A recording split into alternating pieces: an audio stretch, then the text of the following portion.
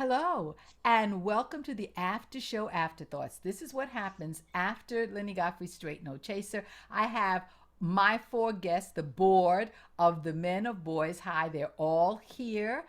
I'm going to have them introduce themselves so that I don't get anybody wrong.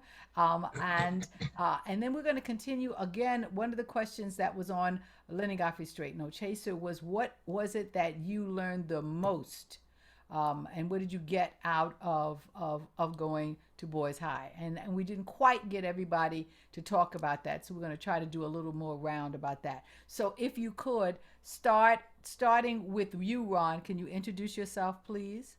Sure. I'm Ron Davidow. I'm Secretary of the Men and Boys High. Um, All right, secretary. Okay, and treasurer, or just um, secretary? I'm sorry? Treasurer and secretary. No, Oh, just Secretary. Frank is President and Treasurer. oh, okay. Frank, introduce. I'm not hearing you. Can't hear you, Frank. Are you? Yes. Now, Unmute yourself. he's not muted though. Yeah, he That is muted. There he is. Okay. okay. Talk, Frank. Frank. No, no, Frank, now. can you hear us? Yeah, I can hear Isn't you. it? Yeah, yeah, yeah. Now, Now turn. You need to turn. You're good, Frank. You're good. You're You hear good. me I now? can hear you now, but I need you to Okay. turn your. Is there any way you can turn your speaker up a little bit? Keep talking. I can hear you now. Can you hear me? Yes, I can hear you, but you're low. Go ahead. Yeah, Yeah. can you hear me now? Yes, I can hear you now. Yeah, we can hear you, Frank. Yep, we can hear you. Now, introduce yourself, Frank. Watkins, um, treasurer and president of the board. Yeah. Treasurer and president of the board. All right. Why don't you go ahead, Stan? I'm Stan Allman. I'm just a foot soldier. I'm not president, treasurer, secretary. I'm just a foot soldier. That's the best kind. That's the best kind. Yeah. And I leave the worst and the best for last. Mr. Lee. I, they never gave me a title. I don't know. What was, You're Vice oh, President. that's right. Come That's on. the vice president. That's what I totally forgot. You know how I forget things. I have nothing to say about all of that. Well, gentlemen, I cannot thank you enough for coming on the program and talking about the program that you all have, the Men of Boys High. The mission statement is to give back in the community of Bedford-Stuyvesant. You all graduated in the year of 1967 and all went out and spread out all over the country. Some of you went to New York University, Dartmouth, and then Long Island University. And tell me again, Shanae, how do you say it again? Cheney. Cheney. Cheney State. Cheney State College. Cheney State In College. Cheney, Pennsylvania. Yes, Cheney, Pennsylvania. And Carl went to Wisconsin both for undergrad and grad. So, Boys High just kind of prepared you all to go to all different points of the world. What is it that you feel that you accomplished the most? Um that you got from Boys High? What did you get? I know Carl talks about assimilating, understanding that it took him a while he was in Wisconsin to understand that what was in Boys High was a microcosm of kind of what the world would be. But when he got to Wisconsin, it really showed him what our world is like. We are a minority in it. What about you, Stan? What did you feel that you learned Well, the most? the thing I learned was it made me. I became a man at Boys High. When I went in as a kid, and I came out a man. I had no idea what I was going to do, or how I was going to do it, how I was going to get by. But through the leadership and the guys that I met, I formed a plan, and I tried to stick to it. But I got married and kind of got sidetracked. But I think it was the leadership and the direction that Boys High put you in, and established a great foundation for me. Fabulous. So I think that was one of the things. Ron? You know, um, Boys High in the middle of Bedford-Stuyvesant, when we were going to school, was not a very good school. Well, I would beg to differ on that. I'm sorry? I beg to differ on that. Well, yeah, I mean, there were, The reputation wasn't good. we were in the honors class, so Mhm. we were sort of separated from a lot of the other guys. But the thing is, if you wanted to learn, the teachers really cared about you. Yeah. And I think that was a motivating factor because they didn't speak down to you, they spoke up to you. It was, you can do this. We're gonna test you, test your knowledge. We're teaching you as though you were at Brooklyn Tech or some other school. And they really cared, and they showed that care, and I think that went a long way to probably helping us all along the way. Mm-hmm. Mm-hmm. Frank? I too. I can't hear Frank. No, I can't hear him again. I can't. You gotta find your speaker and turn up your volume, Frank. You have to, yeah. You have There to should be a symbol on the bottom of the screen. And with what speaker. I'm going to do is I'm going to put us on pause while he learns to do that. Hold on for a moment. Yeah. So now we have solved our little sound issue, and we're going to talk to Dr. Frank Watkins. Go ahead, Frank. Okay. Well, to me, the positive part about Boys High was since it was an all-male school, I had at my disposal all different models of manhood, of boyhood. And I was able to pick and choose which model I wanted to be like. Of course, I came from a West Indian home, and so my parents were a little bit, stand back about American kids, and so this enabled me to, to form my own character. I think as a result, I was exposed to teachers that cared. There was a lot of opportunity. For example, I was interested in music, but we couldn't afford a piano. And therefore, I joined a band. I learned about music. And that helped me with my fingers, and to become a surgeon. I joined the fencing team.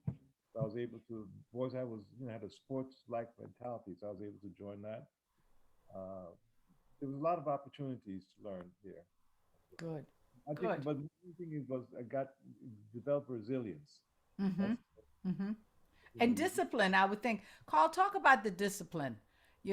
That was I think that you got once you got going as a student. I mean, sometimes people get a start and then they get a false start and then they go really straight ahead. Once you started as a student there, the discipline of studying, how did that happen? How did that help you from Boys High into Wisconsin once you got your official, really good start as a student?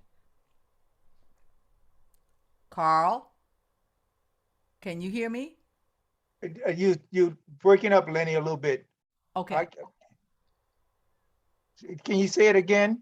Yeah. How did the discipline of studying from Boys High help you once you got your start at Wisconsin? Not the false start, because you had a little false start, but the regular start as a student. How did that help you? I mean, you went straight all the way from undergrad to grad school. So how did that help you? How did the studying? How did you learn that? Well, I have to admit, when you're on a campus with 35,000 students and you new there, I didn't have a lot of discipline early out of the shoot. I mean, I was just awed by everywhere because it was like a big city, and all the people belonged to that city, and lived in that city and ate in that city and played in that city. It was very difficult. Also, it was the coldest place I've ever seen. And I had my fancy leather jacket from New York City, silk and wool pants, and some gator shoes that I had taken some of that money that the ladies raised for me to go away on my scholarship And I'm sitting there freezing to death during the wintertime with the lakes frozen and the air coming across the cold ice. I called my father at home on the phone and say, Dad, I'm coming home. It's the coldest damn place I ever seen in my life. I can't stay here, and because you had to walk to campus, the huge campus is a long ways to walk to the class. And it took some getting used to it. Then I realized I made the foolish mistake. All I need is a nice army jacket, some army jacket, instead of that little silk and wool thing I was wearing. Wear some military boots and change some of the clothes. And then I can see what everybody else was whistling about walking to class and stuff like that. So it was adjustment from weather and some other things. Biggest adjustment was the social thing, where I felt very much out of place initially, and but like by the end of this, the second semester or going into the second year, things change as I begin to see and feel part of the team. And I don't mean team in terms of sports team, but I looked at all of those 35,000 students that was there. We all had something common, and I look for the level of common, behavior and common, ideas people had. And my professors were very helpful at all times. And I thought I finally became a Wisconsin Badger at that point in time by the second year. So, I just have, I'm going to ask you one more question. Given a student, I mean, given it's four of you and you have 50 members, and say you got five students that were submitted and you're going to guide them, what would be one of the things that you would like to tell them that they would need to get through that transition of coming from Bedford Stuyvesant into whatever area they are going, whether it be a trade school, whether it be um, a college, a university, whether it's in the city or whether it's away. How do you figure you can be helpful in that way? Once you round robin start, why don't you start, Frank? Never give up. Never, never, never give up. That's my motto. Never give up. Mm-hmm. Never give up. Mm-hmm. Of course, building good relationship, staying with positive people, and work hard. Mm-hmm. What about you, Stan? Well, same, never give up, stay the course. It's going to be hard times, it's going to be hurdles, but you're going to have to make those, jump those hurdles in order to become, who you want to be. Don't let anyone deter you from your goals. You know, keep your goals in mind, take it one day at a time, and sooner or later you'll get there. Mm-hmm. Ron? And hopefully the four of us and the other members of our organization, you know, if they do come across certain hurdles, we can help them, uh, you know, hurdle those, Yeah. um, and help them. It's all about persistence and not giving up Mm-hmm. Carl? because they can do it. Yeah. I feel the same way. The hiccup in the road that I encountered at Wisconsin was the fact that I was having too much fun and not enough concentration on the academic part of it for a short period of time. A short period being like a semester, and I was embarrassed when the dean of letters and science called me in and was preaching to me about my performance. Because he sees all of my grades and make decisions of where you're placed the next semester. And I apologized to him. I said, "You just tear that up and forget that it ever happened, and you'll never see me again in your office." So it's determination. It should not happen, but when it does happen, hell, admit that it happened, and you get out of the office where the guy was telling you that he was not pleased with your performance, and show them that you are, and like you say, you never give up. But I was twice as determined not to give up after I got that one talking to. Nobody else had to tell me that I had to be better at what I was doing. I was going to do 2 times, 3 times better than anybody that I was in the class, and that's So how I succeeded. excellent. I have one more thing to say. Do you have in place then, if you got 1, 2 students, a program in which they can come back and report to you like a mentorship program, just checking in to make sure that they're on the right track? If they need guidance, have you started thinking about putting that into place? Um, is that something that might No, we occur to haven't. you? Yeah. What do you think about that? We Well, that's a haven't, great but idea. That's something we should definitely look at. Yeah. yeah, Yeah. no, Because it's going to be needed. Yeah. we do plan to follow up with the students to make sure that they're on track. And if they need any additional support, um, you know, we're not just giving away some money. We're trying to help Help. a youngster achieve achieve what they want to achieve in terms of Progress. education goals. Yeah.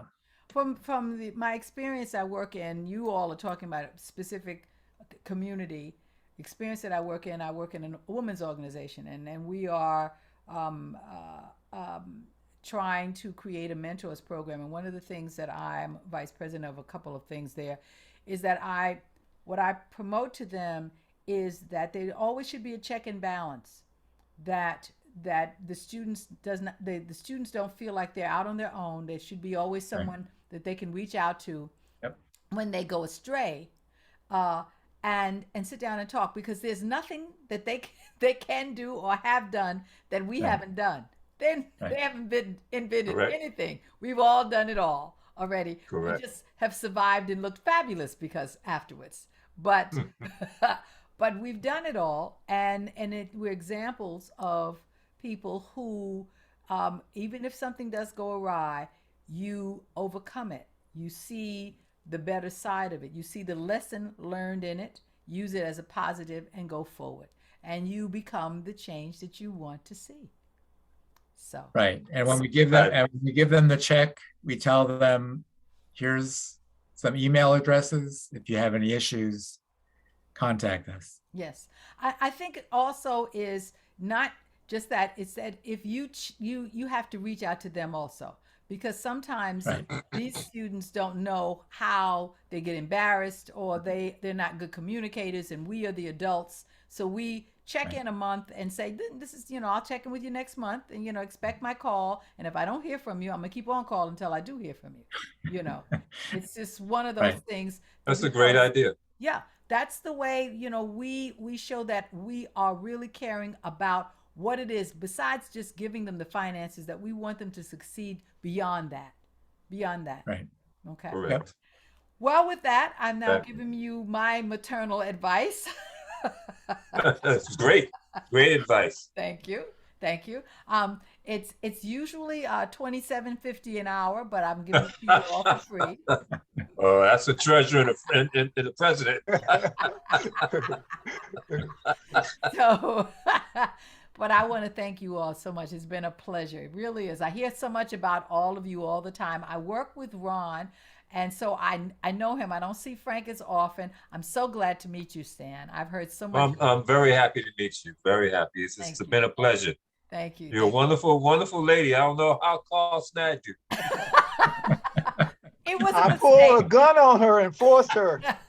That I can believe. Oh my goodness. Well, it was a mistake, but that's okay. I had to live with it now. So.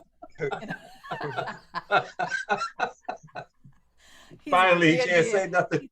He's a dear man. No, I really am. I'm as lucky as I can be. So I'm very. You got a good one, Lynnie. Yeah, Yeah. you guys are great. Yeah. Well, thank you. Thank you so very much. And I look forward to it. Is there anything else that I could ever do? Please don't hesitate to reach out. I'll do what I can. If this goes a little bit further, I'd like to make sure that you all are on a program to keep on promoting you and promoting what you're doing. So Appreciate it. Thank you very much. Thank you, thank Lynnie. you so much. Okay. Good night. And good night now. Bye-bye. Thank you everyone for attending All right. our after show afterthought. Bye bye.